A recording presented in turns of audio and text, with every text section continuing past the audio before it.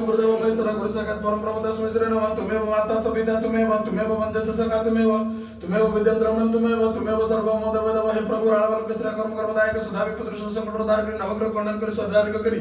बसवासर संतवार्ते ओम कर्पूर गौरम कर्णावतारम संसार सारम भजेंद्रारम सदा वसंत मदारविंदे भवम भवामि सत्यनामे। प्रभु राळवालोक श्री धर्मगोत्र से जजमान से कुमद्र नमन सुनादर करवार्ते उकिल नमन सुनादर करवार्ते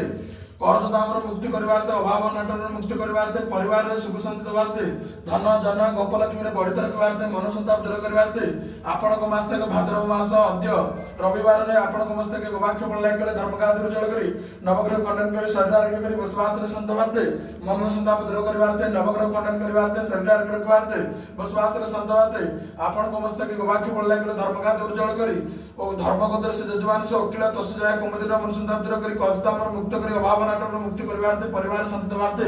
आपण मस्तक गवाक्ष फल लाग धर्म का दूर जल करी नवग्रह खंडन करी स्वर्गारोग्य करी बसवास रे संत मनवा आपण भगवान विख्यात सदा भगवान।